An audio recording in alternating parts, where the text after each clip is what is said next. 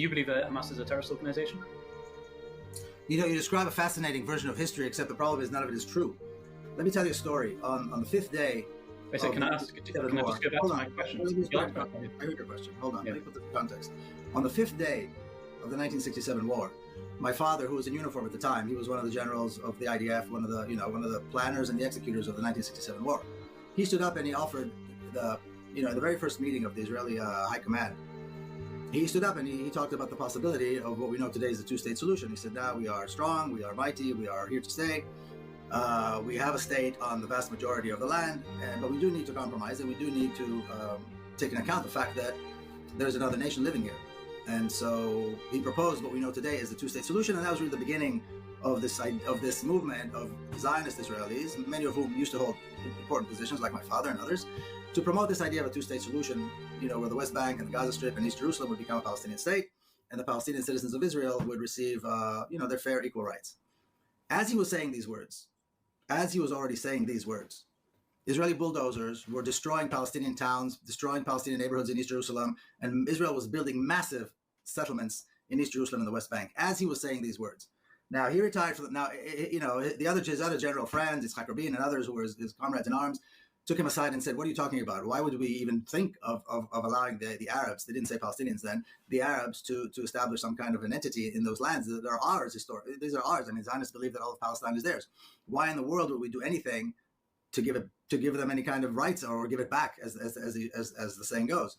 And from that moment on until today, there has been a clear declared policy by the state of Israel, by consecutive governments, parties, to make sure that a Palestinian state, that the two-state solution would be an impossibility, and they succeeded.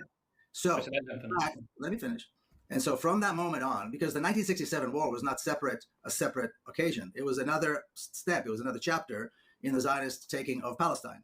And so they finished the job, as they themselves said, that we finished the job of 1948, we took all of Palestine, now it's ours, and they built and continue to build, and they haven't stopped building for a moment since 1967, since they took those territories, built massively for Jews only in the West Bank and East Jerusalem. So the claim that somehow Israel was ever interested in a two-state solution is absurd. But my father and a small group of others, continued to pursue this and became pariahs because of that. Now, to somehow blame the Palestinians, so Israel de facto created a single state, albeit an apartheid state. The state of Israel is now. I will get to your question about Hamas. I didn't forget. I will get to your question about Hamas.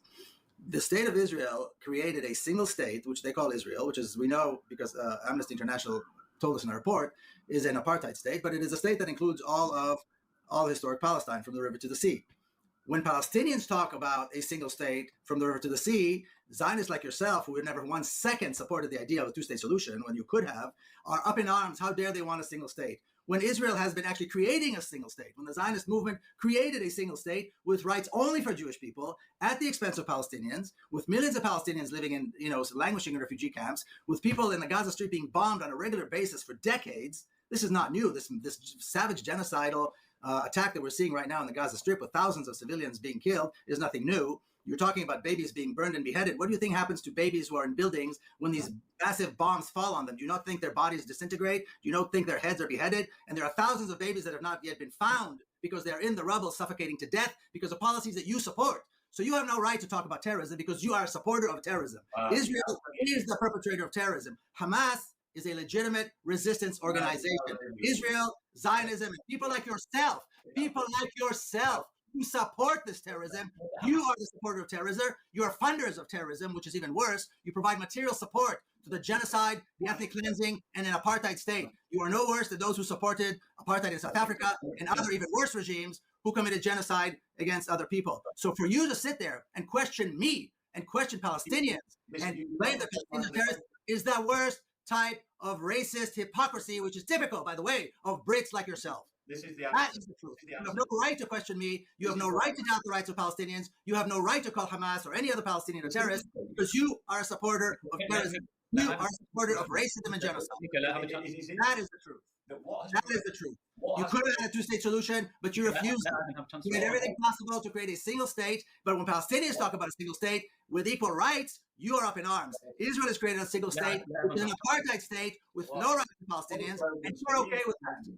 And you are okay with that. You're okay with an apartheid state. You're not okay with a state with equal rights.